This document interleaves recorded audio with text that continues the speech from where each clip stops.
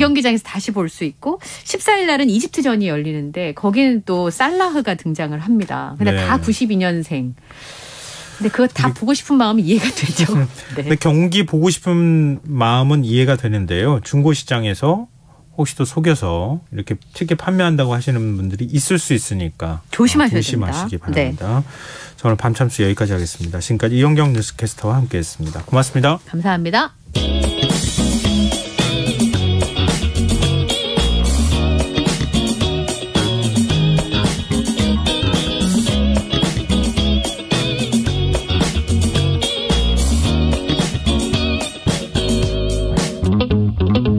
김성환의 시사야.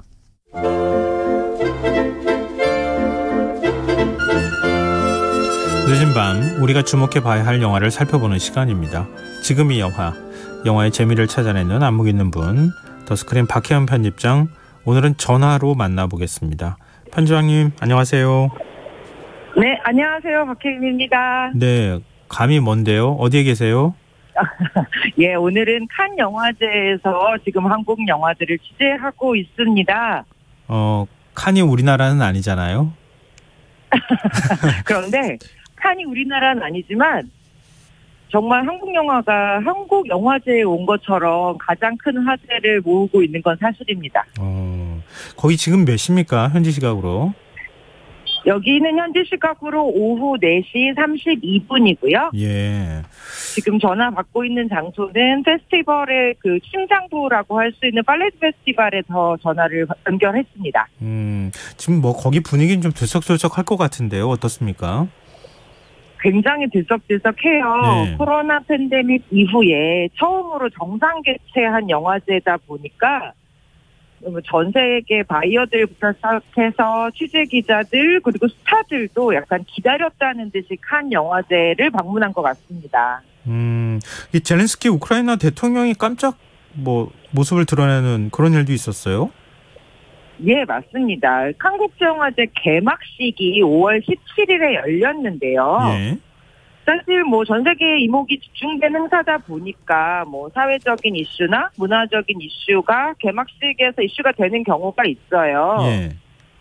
그런데 이렇게 개막식에 영상으로 한 나라의 대통령이 직접 등장한 경우는 처음이고요. 네. 예, 그 칸 영화제 개막식에서 깜짝 등장한 이 젤렌스키 우크라이나 대통령이 찰리 채플린의 대표작이죠. 위대한 독재자를 언급하면서 영화의 힘을 보여달라. 전쟁으로 매 수백 명이 죽어가고 있다. 영화가 침묵해서는 안 된다. 이런 이야기를 직접 목소리로 높였고요. 참석자들이 기립박수로 화답을 했습니다. 네. 근데 올해 칸 영화제 한국 영화 여러 편이 초청이 됐다고 알고 있거든요. 근데 우리 영화에 대한 관심이 좀 느껴집니까? 영화제에서? 제가 거짓말하는 거 아니고요. 예. 정말 뜨겁습니다. 아, 그래요? 네. 여기가 부산 영화제인가 칸 영화제인가 싶을 정도로. 그 정도예요? 지나가는 사람들마다 한국 영화에 대해서 질문하는 사람들도 많고요. 예. 한국에서 왔느냐, 감독님들과 잘 아느냐, 이런 질문을 요청하는 사람들도 많고요. 그 칸 영화제도 이미 그 사실을 알고 있었던 것 같아요. 예.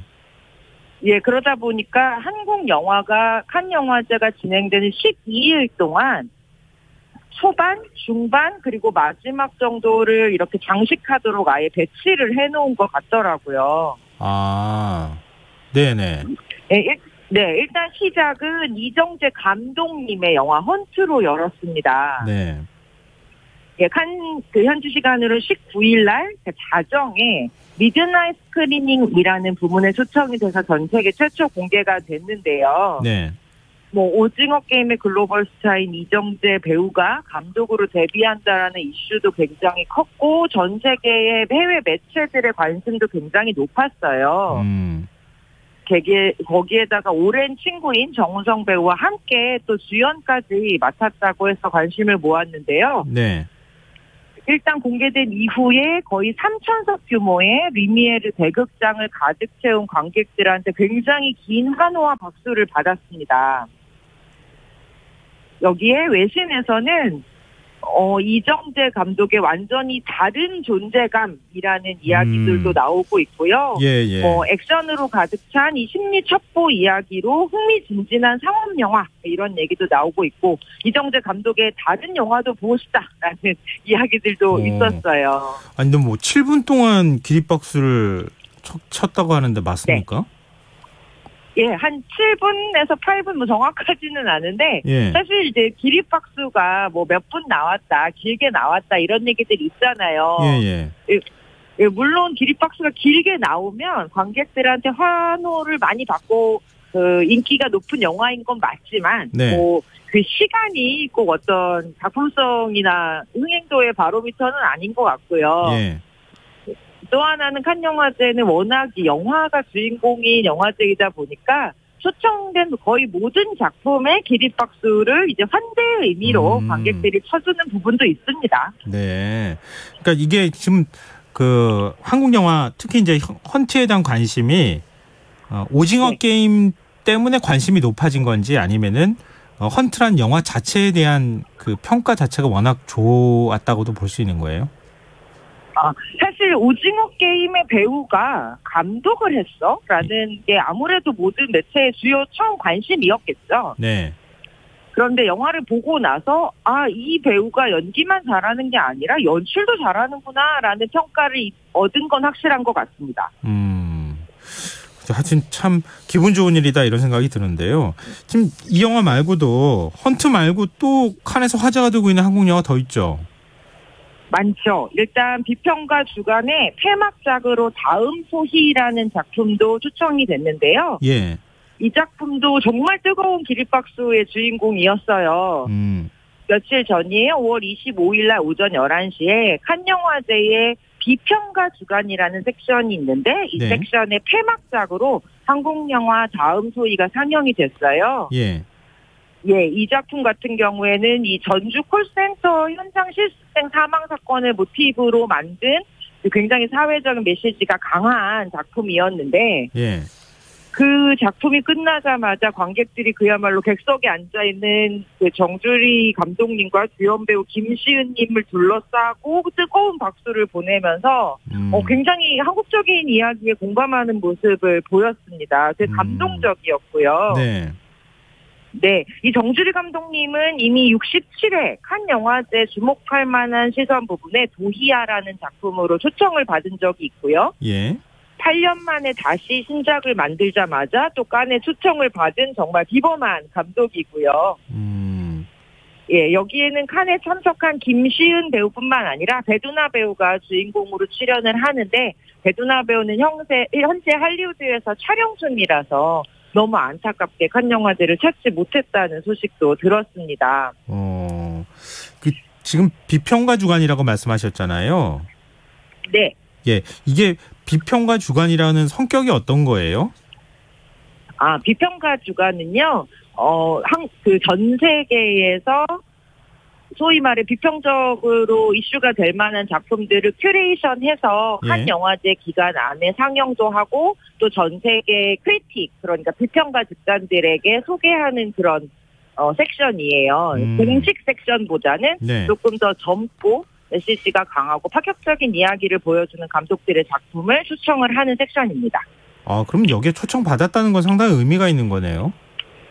네, 그냥 초청작도 아니고 이 섹션 전체의 문을 닫는 폐막작으로 초청이 됐다는 건 이미 뭐 영화의 완성도에 대해서 굉장히 높은 평가를 받았다라고 말씀드릴 수 있는 거죠. 그렇군요. 그리고 경쟁 부문에 우리 영화가 2편이나 후보에 지금 올랐어요. 박찬욱 감독과 이미 황금 종려상을 받은 적이 있는 고레다 히로카츠 감독이 연출한 작품이라고 하는데 이게 어떤 영화입니까? 일단 박찬욱 감독의 정말 오랜만의 신작입니다. 헤어질 결심이라는 작품이 이제 칸 영화제 경쟁 부문에 초청이 됐고요. 박해일 배우와 탕혜위 배우가 주연을 맡았고 칸 국제영화제에서 이미 23일 날 공개가 됐습니다. 저도 칸 현지에서 이 작품을 봤는데요. 그 자리에 있었어요? 그 자리에 있었습니다.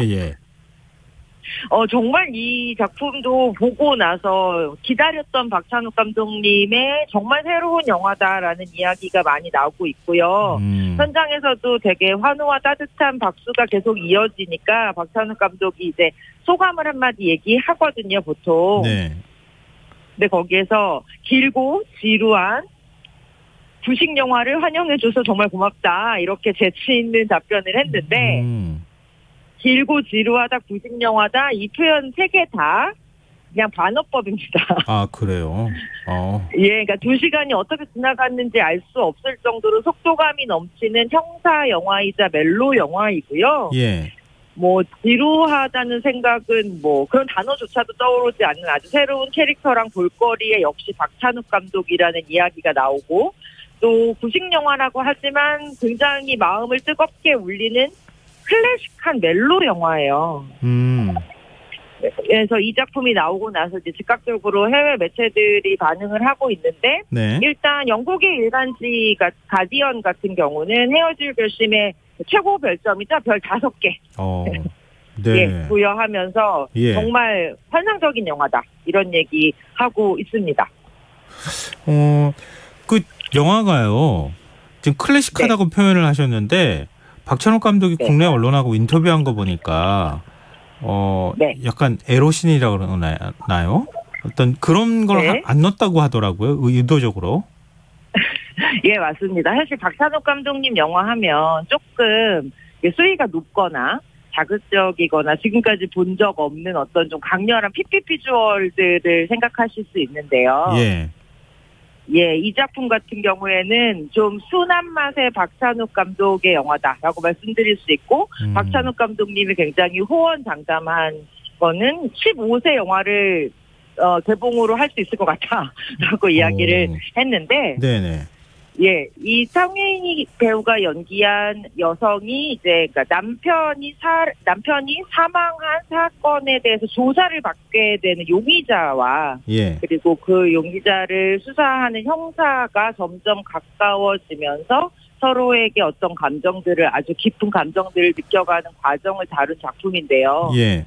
이게 겉으로 드러나는 핏빛 폭력이나 멜로의 수위 같은 것은 마치 낮은 것처럼 보여도 보고 나면 계속 이 영화의 긴 감정이 이제 머릿속을 맴도는 정말 여운이 긴 작품이라고 말씀드릴 수 있습니다. 지금 이거는 그 외신 언론의 평가입니까? 아니면 편집장님 생각이에요? 영화 보신? 외신 언론의 평가도 저와 비슷합니다. 아, 그래요? 또 어떤 예. 영화인지 궁금하네요. 국내 개봉도 하겠죠? 영화제 끝나고 나면? 예. 국내에서는 6월 29일 날 개봉 예정이에요. 예. 아마 지금까지 보셨던 모든 영화 중에 가장 멋진 박해일 배우와 가장 아름다운 탕웨이 배우의 연기, 그 하모니를 만나실 수 있을 것 같습니다. 네. 근데 그 한국 영화 그럼 이제 한 편 더 남은 건가요? 히로카즈 맞습니다. 감독. 이제 고레자 히로카즈 감독의 한국 영화 예. 브로커라는 작품을 보기 위해서 저도 지금 이 극장 앞에서 대기하고 있거든요. 아, 그래요? 예. 예, 마침 딱 오늘, 그러니까 이 칸 시간으로는 26일 오후 5시, 7시 이렇게 처음으로 전 세계 공개가 됩니다. 예, 이 브로커라는 작품은요, 베이비박스라고, 그러니까 아이를 다른 사람에게 맡아달라고 기관에 맡기는 이런 베이비박스라는 시스템이 있잖아요. 예. 예, 이 베이비박스 시스템에 아이를 맡겼던 어린 엄마와 그 아이를 또 다른 부모를 찾아주려고 하는 브로커, 이 만나서는 안 될 것 같은 사람들이 만나서 벌이는 부산에서 서울까지 가는 로드무비라고 해요. 네. 예. 많은 분들 아시겠지만 송강호 배우부터 시작해서 감동원, 배두나 그리고 아이유 배우, 이주영 배우 이런 배우들이 처음으로 고레다 히로카즈 감독과 호흡을 맞추게 됐고요. 어제 고레다 히로카즈 감독과 간단한 인터뷰 자리가 있었는데 네. 그 자리에서 고레다 히로카즈 감독은 이 작품이 6년 정도에 자신이 스스로 썼던 각본을 한국에서 만들게 돼서 너무 기쁘다라고 이야기를 했고요. 네. 전체 모든 이야기를 한국어로 번역해서 한국 배우들과 함께 영화를 만드는 자신의 인생에서도 굉장히 새로운 즐거운 경험을 했다라고 이야기를 했습니다. 근데 좀 궁금한 게요. 그 일본 감독이 만든 영화잖아요. 근데 배우들은 한국 배우잖아요. 예. 그러면 이게 일본 영화입니까? 한국 영화입니까? 예, 사실 영화의 국적을 논할 때 가장 크게 기준이 되는 것은 그 영화를 만든 그 제작비가 어느 나라의 비용이냐라는 게 제일 중요한 것 같아요. 예, 제작국. 그래서 이거는 한국의 그 회사가 제작비를 대고 만든 영화, 투자를 하고 만든 영화이기 때문에 이 작품의 국적을 굳이 따진다면 한국 영화입니다. 아, 오늘 새로운 사실 알게 됐어요. 돈이 좌우한다, 국적을. 그렇습니다. 어디 나라의 이름으로 출품할 것이냐라고 했을 때는 예, 그게 투자가 가장 큰 역할을 하죠. 근데 앞서 이제 그 박찬욱 감독 영화도 소개해 주셨지만 탕웨이 이제 중국 배우가 그 배역을 맡았잖아요. 나오고 또 지금 브로커란 영화는 거기다 히로카즈 감독이 만들고 거기 출연하는 배우는 한국 배우고 한국 영화가 이제 굉장히 글로벌해졌다고 해야 되나요? 맞습니다. 저는 이렇게 세계적인 명성을 가지고 있는 배우와 감독이 함께 작품을 만들 수 있는 정도의 시스템과 자본을 가지고 있는 나라가 어딘가라고 이야기한다면 정말 할리우드와 한국 정도밖에 이제는 없다라고 말씀드릴 수 있을 것 같아요. 네. 그야말로 그 아시아를 넘어서서 글로벌한 영화 시장의 가장 주요한 산업국으로 떠오른 게 맞고요. 앞으로 이렇게 단순히 그냥 한국 영화다라고 얘기했을 때 그 영화의 성격 자체가 점점 더 글로벌해질 거라는 생각이 들어요. 예, 해외에서도 자신들의 기획을 가지고 한국에서 영화를 만들기 바라는 경우도 되게 많고요. 그리고 한국에서 한국 배우들과 한국의 지역, 로케이션을 통해서 영화를 만들려고 하는 해외 감독들도 굉장히 많거든요. 예, 그래서 앞으로 정말 글로벌하다라는 게 완성되어 있는 한국 영화를 해외에 수출한다라는 의미를 넘어서서 예, 한국이 중심에서 전 세계 영화인들이 한국으로 오도록 불러들인다라는 의미까지 확장됐다는 생각도 듭니다. 그렇군요. 그러니까 우리 자본력도 좀 키워서 적극적으로 투자도 좀 하고, 그렇죠? 다른 외국 감독들한테 투자도 많이 하고 외국 감독이 또 역으로 한국에 들어와서 영화를 촬영할 수 있는 환경을 만들어주면 뭐 발리우드, 할리우드 부럽지 않은 한국만의 K 영화를 만들 수 있지 않을까 하는 기대가 생기네요. 말씀하시는 거 들어보니까. 근데 지금 칸 영화제 단편 경쟁 부문에 우리 애니메이션이 최초로 진출했다는 소식도 있더라고요. 맞습니다. 사실 이 작품도 굉장히 놀라운데요. 각질이라는 제목의 문수진 감독의 작품이에요. 한 6분 분량의 단편 애니메이션이고요. 칸 영화제에서 이 단편 영화들도 경쟁 부문이 있어요. 그런데 한국 애니메이션으로는 최초로 이 칸의 단편 경쟁 부문에 초청을 받은 작품이고요. 예, 현대인의 소위 부캐, 본캐 이런 얘기 하잖아요. 예, 현대인의 어떤 정체성에 대한 이야기를 굉장히 독특한 애니메이션 비주얼로 만들어낸 작품이라서 이 작품도 굉장히 주목받고 있는 작품입니다. 근데 놀라운 건 이 감독의 데뷔작이라면서요? 예, 맞습니다. 지금 한국예술종합원에 다니고 있는 학생이기도 해요. 칸 국제영화제뿐만이 아니라 해외 굉장히 유수의 애니메이션 영화제도 이미 초청을 받았고요. 예, 한국 애니메이션의 미래도 굉장히 밝다라는 생각을 다시 한번 하게 됩니다. 네. 저 말씀 쭉 듣다 보니까요. 우리 영화 굉장히 좋은 평가 받는다고 하셨는데 올해도 우리 영화가 칸에서 트로피 갖고 올 수 있을까요? 사실 뭐 아무도 장담할 수는 없죠. 그런데 이 매일매일 영화가 공개가 되면 경쟁작에 한해서 세계 여러 기자들이 그 영화에 대한 평점을 모으는 소위 점수표 같은 것들을 만들어요. 네. 현지에서 볼 수 있어요? 그렇죠. 현지에서 볼 수 있는데요. 사실 뭐 영화에 대한 평가는 각 그 에디터들의 취향이기도 하고 조금씩 다른 눈을 가지고 봐서 그게 반드시 결정적인 어떤 기준이다, 근거다 말씀드릴 수는 없지만 한국 영화의 평이 굉장히 높은 편이고요. 그리고 되게 유명한 스크린 데일리라고 하는 미국의 산업지가 있어요. 여기는 지금까지 헤어질 결심이 최초로 3점대를 유지하면서 1등으로 치고 올라왔습니다. 오, 그렇군요. 오늘 브로커가 공개되고 나면 또 어떤 점수를 받을지도 조금 궁금하고요. 네, 뚜껑은 열어봐야 아니까 5월 28일 이 현지 시각 7시에 사막시 현장에서 또 올해 수상자들 이름이 호명될 텐데요. 알겠습니다. 그 이름들 중에 우리 한국 영화 있으면 좋겠습니다. 네. 칸에서 무사히 취재 잘하고 돌아오시고요. 예, 알겠습니다. 다음 주는 서울에서 뵙겠습니다. 네, 고맙습니다. 지금 이 영화 덕스크린 박혜영 편집장과 함께했습니다. 고맙습니다. 김성환의 시사 오늘 수사 여기서 마치겠습니다. 모바일 쿠폰 당첨자는 홈페이지 공지사항에서 확인하실 수 있습니다. 편안한 밤 되십시오.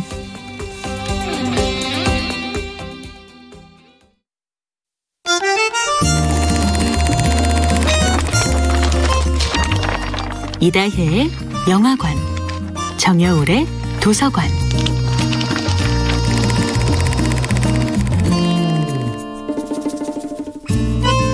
안녕하세요. 여러분과 아름답고 풍요로운 책 이야기를 나누고 있는 작가 정여울입니다. 이번 주에 함께하는 작품은 생텍쥐페리의 인간의 대지입니다. 가끔은 온 세상이 나를 막아서는 것 같을 때가 있습니다. 나는 최선을 다했는데 세상은 내 노력을 인정해주지 않는 것처럼 느껴질 때가 있지요. 서글프고 외로운 감정보다 더 힘든 것은 나 자신이 싫어진다는 것입니다. 그때마다 저는 이 대목을 떠올립니다. 이제는 그 어떤 것도 그대의 마음속에 깃들었을지도 모를 잠든 음악가나 시인 혹은 천문학자를 깨울 수 없을 것이다. 이 문장을 읽고 가슴이 덜컥 내려앉습니다. 정말 내 안의 예술가를, 내 안의 과학자를 또는 그 무엇도 불러 깨울 수 없다면 어떻게 할까요? 그러나 정말 다행히도 생텍쥐페리는 다음 문장에 마법의 열쇠를 내놓습니다.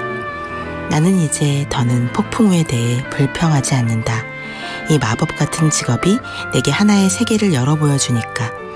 그 세계에서 2시간 후면 나는 검은 용과 맞설 것이고 푸른 번개의 갈기를 왕관처럼 쓴 산봉우리와 대결할 것이다.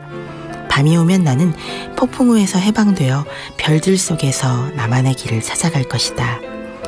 정말 그렇습니다. 폭풍우가 문제가 아니었습니다. 폭풍우와 싸울 준비를 미처 마치지도 못한 채 전쟁터로 나갔던 내 자신이 문제였습니다. 나는 이제 나만의 보이지 않는 비행기를 하나 만들고 싶어집니다. 세상의 폭풍우와 맞서기 위해 마침내 내 힘으로 폭풍우에서 해방되어 별들 속에서 나의 길을 찾아가고 싶습니다. 인간의 대지에서 주인공은 사막에서 임무를 수행하고 있는 한 프랑스 군인을 발견합니다. 사하라 사막에서 고향 프랑스의 흙을 담은 화분에 자기만의 정원을 가꾸는 대위의 마음. 그 인공의 정원은 이 무시무시한 전쟁이 끝나면 다시 고향으로 돌아갈 수 있다는 희망이었을 것입니다. 사막에 불시착할지도 모르는 위험을 안고 사는 조종사들. 그들에게 또 하나의 위안은 동료들과의 우정이기도 했습니다. 생텍쥐페리가 모든 작품에서 빠짐없이 강조하는 것, 그것은 우정입니다. 단지 이 사람이랑 친해서 많은 시간을 함께 보내서 그 사람이 나를 알아줘서가 아닙니다. 하늘을 나는 조종사들의 우애는 온갖 악전고투와 갓난신고를 통해 다져진 강인한 결속이었습니다. 정여울의 도서관이었습니다.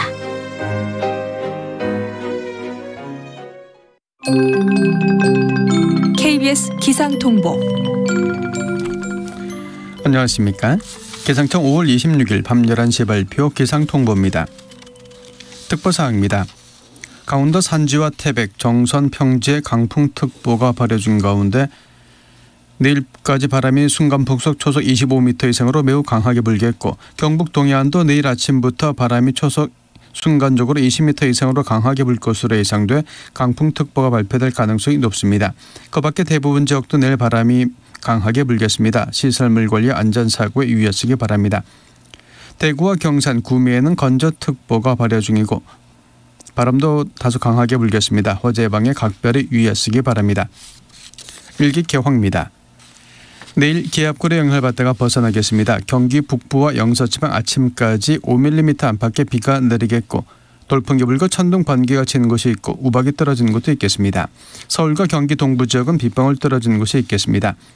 남부지방은 대체로 맑겠습니다. 아침 기온 10도에서 18도, 낮 기온 21도에서 30도로 평년과 비슷하겠습니다.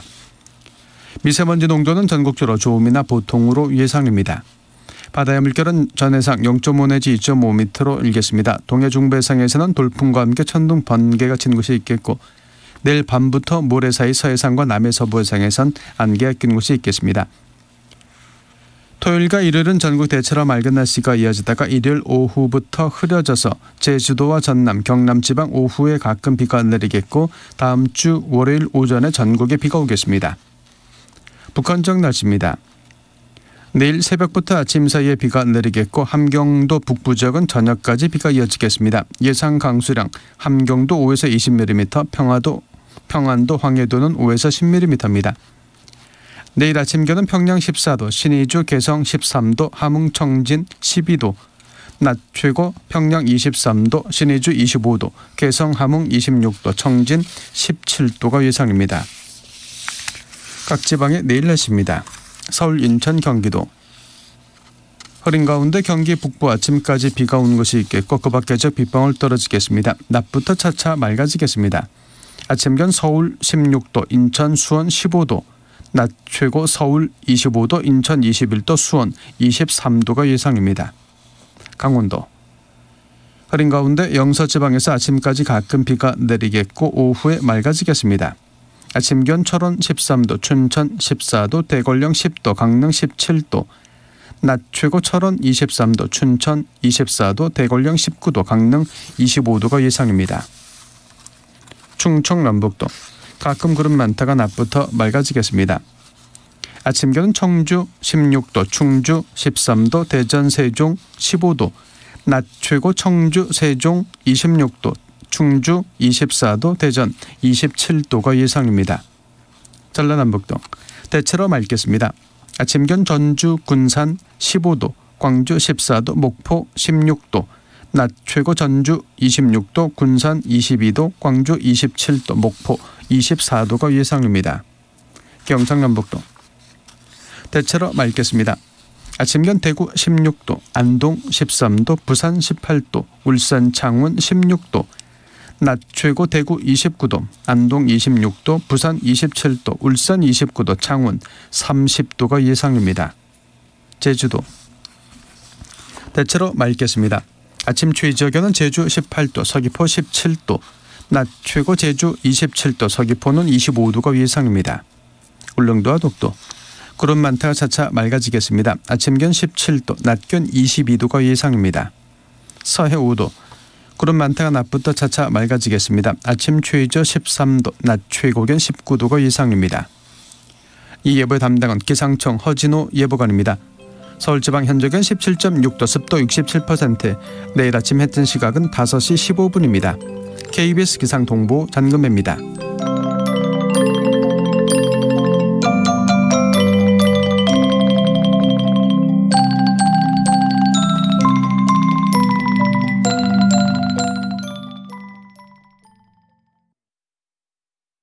정성을 다하는 국민의 방송 KBS가 자정을 알려드립니다.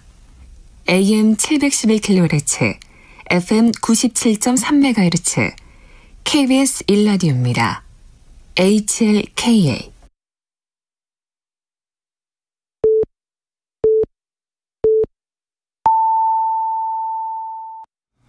KBS 제1라디오 자정뉴스입니다. 여야가 2차 추가 경정 예산안 처리를 놓고 오늘 사실상 최종 협상에 나섭니다.